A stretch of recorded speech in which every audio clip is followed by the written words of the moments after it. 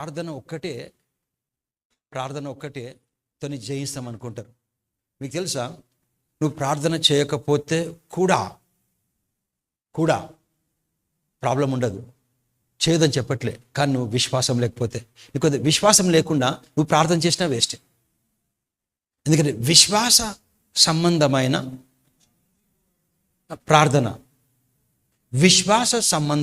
ప్రార్థన ఆ రోగిని, అంటే నీకు విశ్వాసం లేకుండా ఏం చేసినా దేవుని ఇష్టపరిచేది ఒకటి విశ్వాసం. వాళ్ళకి ఏం తెలియదంటే, ప్రార్థన చేసిన తర్వాత అనుదిన జీవితంలో కష్టం వచ్చినప్పుడు ఎవరైనా చంపనికి వస్తున్నారనుకో, దేవుని చిత్తం అంటే బ్రతుకుతామో లేదు తెలియదు, అట్లా నేర్చుకున్నారు. కానీ ఆ మరణ భయం వచ్చినప్పుడు, అడవుల్లో వెళ్తున్నప్పుడు, ఆ నాక్సల్స్ కానీ పోలీస్ కానీ జంతువులకు వచ్చినప్పుడు, ఆ మరణ భయం వచ్చినప్పుడు వాళ్ళు మాట్లాడాలని తెలియదాలి. కనుక మాట్లాడడం నేర్చుకోవాలి. So we were discussing on thoughts, తలంపులు. దేవుడు చెప్పిండు, నా తలంపులు నీ వంటివి కావు, నీ మార్గములు నా వంటివి కావు.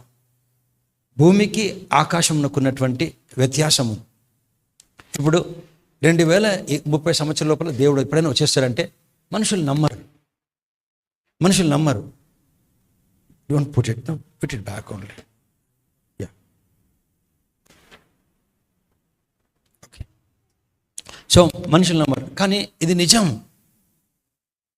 సత్యం ఇది. సో ఎప్పుడైతే నీ జీవితము సత్యం పైన ఆధారమై ఉంటుందో అప్పుడే నువ్వు ముందుకు వెళ్ళగలుగుతావు. యోహాను సువార్త 8వ అధ్యాయం. Listen carefully. Thought in the spirit, it has a potency. Thought in the spiritual has a potency. What do you mean? తలంపులకు ఆత్మలోకంలో శక్తి ఉంది. నువ్వు తలంచడమనే కాదు, తలంసే ఎవరు చూడరు. ఇప్పుడు నువ్వు ఒక తప్పు చేయాలనుకున్నావు కానీ ఎవరు కోర్టులో కేసు చేయరు, ఎందుకంటే చేయలేదు కనుక. కానీ దేవుని దృష్టికి ఆల్రెడీ జరిగినట్టు. అందుకే దావీదు అంటాడు, నా హృదయపు ధ్యానము నా నోటి మాటలు. So thought, in other words, thoughts have a spiritual potency. అంటే ఆత్మలోకంలో అది కూడా ఒక శక్తి, తలంపు.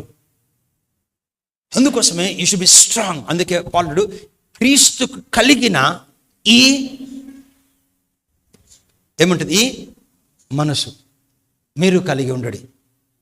క్రీస్తుకు కలిగిన మనసు మీరు కలిగి ఉండడి. So put on the nature, the mind which Christ Jesus had. Have the mind of Christ, have the mind of Christ. క్రీస్తు కలిగిన 8:31.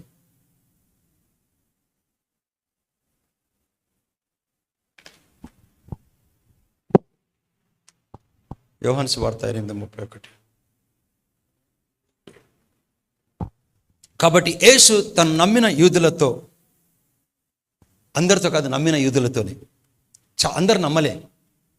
ఎవరైతే నమ్మిరో, సీమోను పేతురు కానీ, యోహాను కానీ, ఆంద్రే కానీ, కొంతమంది నమ్మిన యూదులతో, మీరు నా వాక్యముందు నిలిచిన వారైతేనే నిజముగా నాకు శిష్యులై ఉండి సత్యమును గ్రహించెదరు. దేవుడు, this is the mark of a Christian. ఇప్పుడు ఒక ఇతన్ని పిల్లోడు అంటాం. ఇప్పుడు అక్కడ కర్బీ ఉన్నాడు, అతన్ని పిల్లోడు అంటాం, కానీ స్కూల్ పిల్లోడు అన్నాం, ఎందుకంటే స్కూల్ డ్రెస్ వేసుకోలే. అదే ఆ కర్బీ రోడ్డు మీదకి వెళ్తూ బ్యాగు, షూస్, ఒక టై వేసుకుని వెళ్తే మనము అతన్ని బాయ్ బదులు స్కూల్ బాయ్ అంటాం. ఎందుకు స్కూల్ బాయ్ అన్నామంటే 2 కాళ్ళు ఉన్నందుకు చెప్పలేదు, ఆ డ్రెస్ కోడ్లో ఉన్నాడు కనుక. So what helps that is a school boy? Because he has a tie, shoes and a bag. So what tells you that you are a Christian? If you have the word inside. కాబట్టి యేసు తను నమ్మిన వాళ్ళ చేతులతో, యూదులతో, మీరు నా వాక్యమందు నిలిచిన వారైతే నిజముగా సత్యమును గ్రహిస్తారు. అయితే నిజంగా నాకు శిష్యులై ఉండి సత్యమును గ్రహిస్తారు. So word you have to put it in the spirit. Go but 32nd verse. అప్పుడు సత్యము మిమ్మును స్వతంత్రులుగా, దేవుడు చేయడు, సత్యం చేస్తుంది. దేవుడు చేయడు, దేవుడు బయట తీసుకురాడు, సత్యం తీసుకొని వస్తుంది. What do I mean? ఇప్పుడు టీచరు ఒక్కరిని ఫెయిల్ చేయదు, కానీ కొంతమంది ఫెయిల్ అవుతారు. This tells me teacher pass కూడా చేయలేదు, మనమే పాస్ అవ్వాలా. ఎట్లంటే ఆమె చెప్పింది అర్థం కాకపోతే నేను ఫెయిల్ అయింది, ఆమె చెప్పింది అర్థమైతే నేను పాస్ అవుతాను. సో దేవుడు అంతే, దేవుడు మనల్ని బయట తీయడు, సత్యం బయట తీస్తుంది. ఒకవేళ దేవుడే బయట తీస్తే, దేవుడు ఆల్రెడీ ఉన్నాడు మంచోడు, మనం ఎందుకు ఇట్లుంటాం? మళ్ళీ కొంతమంది మంచిగా ఉంటారు, కొంత కష్టం ఉంటారు. సో సత్యం ఏంటి? సత్యం అంటే దేవుని మాట. చూడు, పాత నిబంధనలో ఈ షుడ్ రిలేట్, పాత నిబంధన కాలంలో దేవుడు ఆజ్ఞ అంటే ఇది ఇది ఇది ఇది ఇది ఇది ఇవన్నీ చేస్తే మీరు దీవించబడతారు. ఇది చేసి చేసి ఇది చేస్తే, చేయకపోతే మీరు శపించబడతారు. అది పాత నిబంధన. అందుకే చాలామంది కూడా ఈ రోజుల్లో కూడా పాత నిబంధనలు తెలియకుండా జీవిస్తారు. In the Old Testament, they were called to obey God. If you obey, you will be blessed. If you disobey, you will be cursed. But in the New Testament, we are not here to obey. We are here to do the word. What do I mean? దేవుని వాక్యము, మనమే దేవుని వాక్యం. చెప్తే చాలా religion చాలా పెద్ద మాట. దేవుని పట్టుకొని వీళ్ళు దేవుడు అంటారు. ఓకే, మనం బైబిల్ అంటది క్షయము కాని అక్షయమైన వాక్యం అనే బీజంతో పుట్టినాం మనం పుట్టింది. సో ఇప్పుడు పాత నిబంధనలు ఇది చేస్తే దీవించబడతాం, ఇది చేస్తే శపించబడతాం. సో ఎవ్వరు కూడా దేవుడు చెప్పింది పూర్తిగా చేయలేరు. అందుకే వాళ్ళ మీకు శాపాలు వచ్చేది. అందుకోసమే ధర్మశాస్త్రాన్ని తీసేయలే దేవుడు. దేవుడే మానవునిగా వచ్చి ధర్మశాస్త్రం మొత్తం నెరవేర్చినాడు. Jesus never came to take away the law, he came to fulfil the law. మొత్తం వచ్చి ధర్మశాస్త్రంని ఆయన నెరవేర్చి మనకు గ్రేస్ ఇచ్చినాడు, ఇచ్చి మన కొత్త వాళ్ళని చేసినాడు. అందుకోసమే పాత నిబంధనలో విధేయత చూపిస్తే దీవించబడతాం, ఒక తప్పు చేస్తే శాపం వచ్చేది. కొత్త నిబంధనలు తప్పు చేస్తే మనం మీ శాపం వస్తుంది అంటారు. పాత నిబంధనలను యాక్ట్ చేస్తున్నారు. ఈరోజు దాన ధర్మం చేసినాం అనుకో, దేవుడు నన్ను దీవిస్తాడు అంటాం. ఈరోజు తప్పు చేసామనుకో, దేవుడు నన్ను శపిస్తాడని ఒక కాన్షియస్నెస్ ఉంటుంది. సపోజ్ ఈరోజు మీరు మార్నింగ్ లెగిసినారు, బాగా ప్రేయర్ చేసి వచ్చినారు, కమ్యూనియన్ తీసుకుంటే అప్పుడు నేను ఇలా అర్హత ఉన్నాకని తీసుకుంటారు.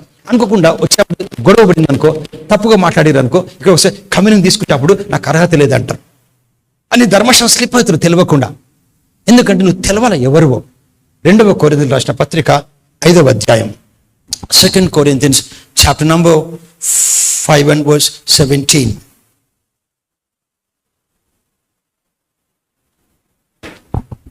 కాగా ఎవడైనా యూదుడే కాదు, ఎవడైనను క్రీస్తునందు ఉన్న ఎడల. తెలుసా, మనం చెప్పండి హ్యూమన్గా ఇప్పుడు మన అందరం ఎక్కడున్నాం? భూమి మీద ఎక్కడున్నాం? భూమి మీద ఎక్కడున్నాం? ప్లేస్ ఇది. ఈ ప్లేస్ ఆనంద్ బాగ్ అంటారు. సో క్రీస్తు అంటే స్థలం, క్రీస్తు అంటే వ్యక్తి. ఉదాహరణకి ఇజ్రాయిల్ అంటే ఫస్ట్ ప్లేస్లో అది ఒక మనిషి పేరు, స్థలం పేరు కాదు. ఇప్పుడు ప్రపంచం అంతా ఇజ్రాయెల్ అంటే వాళ్ళకి ఏమో గుర్తొస్తుంది? మనిషి పేరా, స్థలం పేరా? ఇజ్రాయెల్ అంటే ఇట్స్ ఎ కంట్రీ.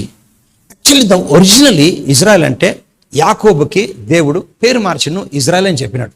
అంటే దేవునితోని కింగ్, ప్రిన్స్ విత్ కింగ్, అయితే రాజుతోను కూర్చున్న వ్యక్తి. అయితే ఇజ్రాయెల్ అంటే ఒక వ్యక్తి పేరు. ఆ వ్యక్తి పిల్లలు 12 మంది కనుక, ఆ 12 మంది 30 లక్షలు కనుక వాళ్ళు లేసి కానాన్ అనే ప్రాంతాన్ని స్వతంత్రించుకున్నారు కనుక, సో ఆ పేరు తీసేసి ఈయన పిల్లలు కనుక అందుకే యాకోబు పేరు ఇజ్రాయెల్ కనుక ఇజ్రాయెల్ని, ఆ కానాన్ని ఇజ్రాయెలు అంటారు. సో ఇప్పుడు ఇజ్రాయెల్ అంటే ఏంటంటే ఒక వ్యక్తి పేరు, ఒక పర్సన్. ఇజ్రాయెల్ అంటే ఒక స్థలం. క్రీస్తు అంటే ఒక వ్యక్తి, క్రీస్తు అంటే స్థలం. ఇప్పుడు చదువుదాం. క్రీస్తు అంటే స్థలం, క్రీస్తు అంటే ఈ కాంటెక్స్ట్లో క్రీస్తు అంటే స్థలం. కాగా ఎవడైనాను ఆనంద్ బాగునందు ఉండేడలా, అంటే అమెరికాలో ఉండే నెడల, క్రీస్తులో ఉండే నెడల, ఒక place Anand Bagh place, Malkajgiri place, Los Angeles place, క్రీస్తు కూడా ప్లేస్. సో ఏ ప్లేస్లో నువ్వు తెలుసా? క్రీస్తులో ఉన్న ఎడల వాడు నూతన సృష్టి. ఇప్పుడు చూడు, ఎవరైనా దేవుని నమ్ముకున్న తర్వాత బైబిల్ కాలేజ్కి వెళ్ళేసి చాలా పనులు చేసి మంచి పనులు చేస్తే అప్పుడు నూతన సృష్టి క్రీస్తులో ఉంటుంది. ఎవరైనా కొన్ని ఈ హాల్ లోపలికి వస్తే వాళ్ళకి వేడి ఉండదు. నమ్ముతారా? వాళ్ళు మంచి వాళ్ళు, గొప్పవాళ్ళు, బీదవాళ్ళు, పొట్టి వాళ్ళు, ఎవరైనా ఈ హాల్ లోపలికి వస్తే వాళ్ళకి వేడి ఉండదు. రైట్? ఎందుకంటే you come to a place where there is a good environment. So you come, the moment you accept it, you come to a place called Christ. నువ్వు క్రీస్తులో ఉన్నావు.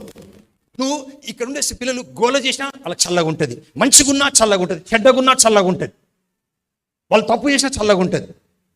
ఎందుకంటే place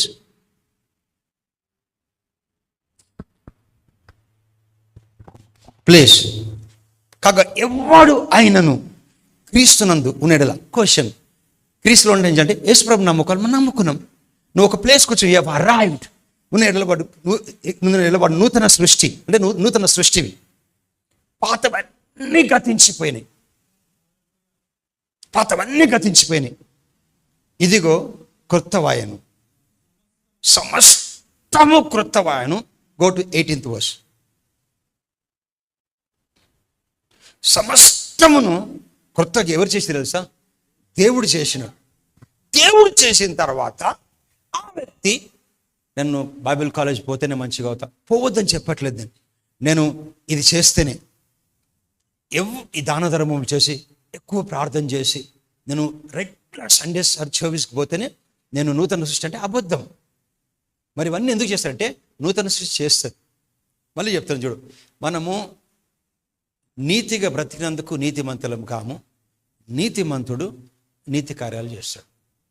We don't do righteousness to become righteous. Because we are righteous, automatically మనము తెలుగు ఎందుకు మాట్లాడతామంటే తెలుగు వాళ్ళం కనుక. మనము తెలుగు మాట్లాడినందుకు తెలుగు వాళ్ళం కనుక తెలుగు మాట్లాడుతున్నాం. ఉదాహరణకి, so we don't become righteous by doing righteous act, but righteous person will do righteous works. Very deeper thing ఇది. కనుక సమస్తము దేవుని వలన ఆయన మనలను క్రీస్తు ద్వారా తనతో సమాధానపరుచుకొని గో టు 17th verse. కాగా ఎవడును క్రీస్తు అనే స్థలమునందు ఉన్న ఎడల వాడు నూతన సృష్టి. అందుకే బైబిల్ ఉంటుంది, మనం చీకటి అనేటువంటి ఒక రాజ్యముల నుంచి వెలుగు తన ప్రియ కుమారుని రాజ్యంలోకి మనం ట్రాన్స్లేట్ అయినాం, అంటే తన కొడుకు రాజ్యంలోకి వచ్చినాం. Go back to the scripture, Colossians chapter number 10. Colossians chapter number. నేను యాక్చువల్లీ మీకు మైండ్ని ఎన్లైటన్ చేసిన సత్యం కోసం. క్రిస్టియన్స్కి దయ్యం పడుతుంది. క్రిస్టియన్స్ దయ్యం పట్టదు. ఎందుకు పట్టదు అంటే తెలుసా? మీ ఇంట్లో మీ మమ్మీ ఉంటేనే బయట ఉన్నటువంటి పొలిటికల్ లీడర్ లోపలికి రాలేడు. నీ లోపల దేవుళ్ళలో నువ్వు ఉంటే నీ ఇంటికి ఓకే. Colossians chapter number 2.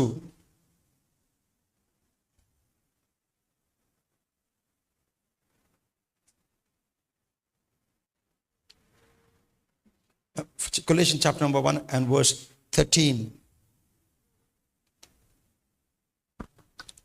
1:13. ఇప్పుడు కొంతమంది చెప్తారు, మేము దయ్యం ఎలుగొట్టనికి వెళ్ళినప్పుడు ఎలుగొట్టినాక రాత్రి వచ్చి మేము బాధ పెట్టినాను. అవి నిజంగా అట్లా జరుగుతుంది చెప్పలేదు, కానీ అట్లా నమ్ముతారు వాళ్ళు. నమ్మినందుకు ఇప్పుడు కొంతమంది క్వశ్చన్ పేపర్ వచ్చినప్పుడు ఎగ్జామ్లో తప్పు క్వశ్చన్ పేపర్, తప్పు ఆన్సర్ రాస్తారు, ఫెయిల్ అవుతారు. టీచర్ నిజంగా తప్పు నేర్పించలే, వాళ్ళకు తెలియక తప్పు రాసినారు. ఫెయిల్ ఎందుకే తెలుసా? చెడ్డోళ్ళు కనుక ఫెయిల్ కాలే, అర్థం కాలే, రాంగ్ అటెంప్ట్ చేసారు కనుక ఫెయిల్ అయినారు. సో క్రిస్టియన్ లైఫ్ కూడా అంతే. మనకు అందుకే సత్యం అర్థం కాకపోతే చూడు, ఆయన మనలను, నన్ను నిన్ను కాదు, మనందరినీ, పాల్ అంటూ నన్ను మీ అందరినీ, మనలను అంధకార సంబంధమైన అధికారముల నుండి విడుదల చేయబోతున్నాడు. చేసి తన ప్రియ తను ప్రేమించి తన కుమారుని యొక్క రాజ్య నివాసులుగా చేశాను. ఇంగ్లీష్లో చూద్దాం. Was delivered, past tense. God will not deliver. చాలా మందికి తెలియక క్రిస్టియన్స్కి డెలివరెన్స్ మినిస్ట్రీ పెట్టుకుంటారు. There is no such thing called deliverance ministry. ఇప్పుడు మీ పాప ఫెయిల్ అయింది అనుకో, మంత్రాన్ని దగ్గర తీసుకోపోతారా? చెప్పు, ఏం చేస్తారు? ట్యూషన్ పెట్టిస్తారు. ఎందుకు తెలుసు? వాళ్ళకి అర్థం కాలే, శరీరంలో బలం అర్థం కానదు. ఎందుకంటే అర్థం కాలే, ఎందుకు ఫెయిల్ అవుతున్నారు? పాపం తీసుకోవాలి మంత్రగాడి దగ్గర. You will put it in the, you will groom them. ఇట్లాగే ఆయన మనలో అంధకార సంబంధం, అధికారం, మొత్తం అధికారంలోకి వెళ్ళి మనని విడుదల చేసిండు. నువ్వు నమ్మాలా మాట. పాస్టర్స్ని చేయలే, క్రిస్టియన్ని చేసినాడు. ప్రతి క్రిస్టియన్ని మనల్ని అంధకార సంబంధం అధికారం నుండి విడుదల చేసిన తర్వాత మనని ఆ అధికారం పక్కన పెట్టలే. సపోజ్ ఇక్కడ నుంచి పక్కన తీసి పక్కన పెట్టలే, దైవ శక్తుల పక్కన పెట్టలే, తీసుకొని వచ్చి తన కొడుకు రాజ్యంలో పెట్టినాడు. ఇప్పుడు పెద్ద thing, who has delivered us from the power of darkness and people say ఇలా చీకటి ఉందని. అది నమ్మునందుకు నీకు అది జరుగుతుంది. నువ్వు చెప్పాలా, మీట్లో చీకటి ఉంది, మీట్లో చీకటి కనబడుతున్నారు అప్పుడు చెప్పాలి నువ్వు, God delivered me from the power of darkness, so the darkness cannot stay, I am the light of the world. When you say it goes. ఏది విడుదల చేస్తుంది? నేను సత్యం. సత్యం ఏంది? దేవుని వాక్యం. నేను చెప్పిన పాస్టర్కి వచ్చేసి మీట్లో చీకటి ఉందని, మీరు అది నమ్మితే మీకు జరుగుతుంది. కానీ సత్యం మీకు తెలవాలి. ఏంటో తెలుసా? నన్ను దేవుడు చీకటి నుంచి విడుదల చేసినాడు. అది చెప్పి నువ్వు చెప్పాలా. చూడు, has delivered us from the power of darkness and has translated తెలుసా? ట్రాన్స్లేట్ అంటే ఈ ఇల్లు నుంచి ఫోన్ చేసి ఎక్కడున్నారు మీరు అంటే, మా ఇల్లు ఖాళీ చేసినాం, ఇప్పుడు ఎక్కడున్నారు? కొత్త ఇంటికి పోతున్నాం అంటే ఏ ఇంట్లో లేరు, ఇప్పుడు ట్రాన్సిట్లు ఉన్నారు. ఎక్కడున్నారు మీరు? కొత్త ఇంట్లో ఉన్నాం, వెళ్ళిపోయినాం. మనం ఇక్కడ ట్రాన్సిట్లో లేము.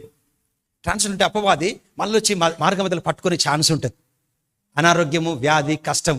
ట్రాన్సిట్లో లేము మనం. ఎక్కడ చూడు, delivered us from the power of darkness and translated into the kingdom of his dear son. So we are in the kingdom. ఇక్కడికి వెళ్ళి తీసి బయట పెట్టలే, కొడుకు రాజ్యంలోకి పెట్టినాడు. ఆ ప్లేస్ ఏమి తెలుసా? క్రైస్ట్ అంటారు. నువ్వు అక్కడ ఉన్నావు. దీనికి అర్హత ఏమొద్దు. ఎవరు చేశారు? దేవుడు. ఎందుకు చేశాడు? ఆయన కొడుకుని బట్టి. అందుకే ఎవడు ఆయనను. You know, she was singing a song now. I don't know how many people noticed. She was singing నా జీవం. నాకు ఇష్టమైన సాంగ్ అది.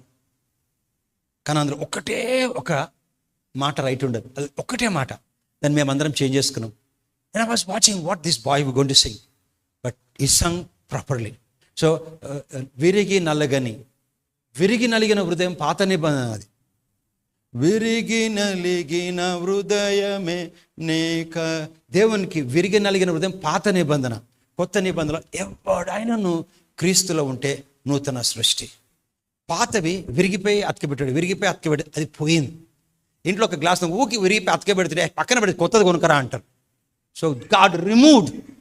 He didn't repair, he removed and brought a new one. మీకు తెలుసో లేదో, చాలా రిలీజన్కి చాలా కష్టం ఇది అర్థం చేసుకోనికే. యాక్చువల్లీ నీ స్పిరిట్ తిరిగి జన్మించినాక పాతది లేనే లేదు అసలు. ఆ పాతది ఎగ్జిస్టెన్స్లో ఉండి అది ఎగ్జిస్ట్ కాదు. ఇప్పుడు you are a new creation. God didn't. దేవుడు నూతనంగా చేసిండు.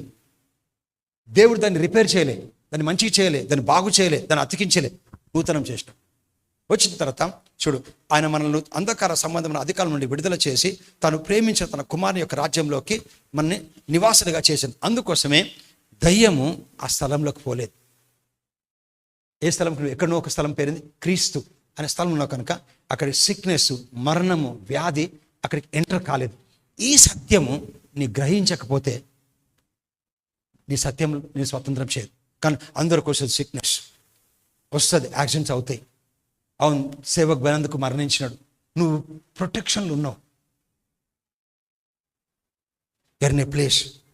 అందుకే if any man be in Christ is a new, I'm a new creation, therefore all things are past, behold all things are. అందుకే can you go to in English లో 2 Corinthians 5:17. అందుకే we sing విరిగి నల్లగని హృదయము విరిగి నలుగని హృదయమే మేము అర్పింతం. 5:17.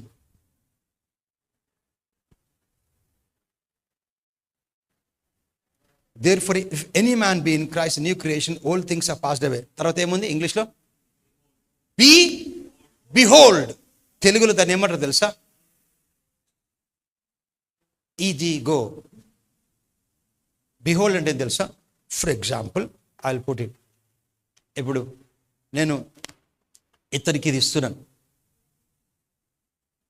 ఇదిగో తీసుకోను, ఇదిగో తీసుకో అంట. ఇదిగో అంటే దీన్నే తీసుకో, దీన్ని చూడు, దీన్ని గ్రహించు, తీసుకో అంటే ఏం తీసుకోవాలంట? తీసుకో. ఏం తీసుకుంటాడని? ఇదిగో బైబిల్ తీసుకో.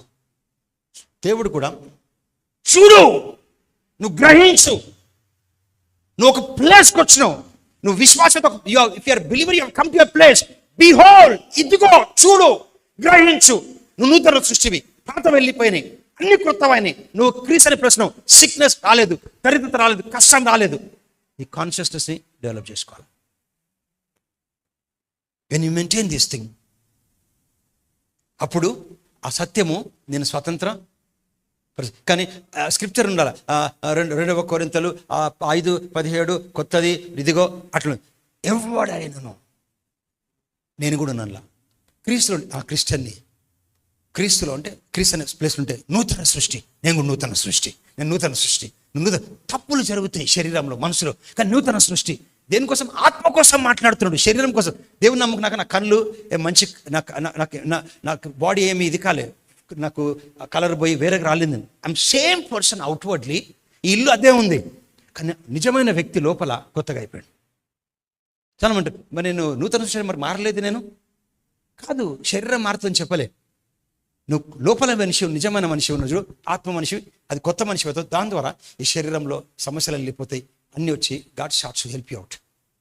సో అందుకోసమే మైండ్ చేంజ్ అవ్వాలి. Christ is a place. Tell, Christ is a place. Christ is a place. క్రీస్తు అనే స్థలములో నేను నివసించుచున్నాను. క్రీస్తు అనే స్థలములో నేను నివసించుచున్నాను.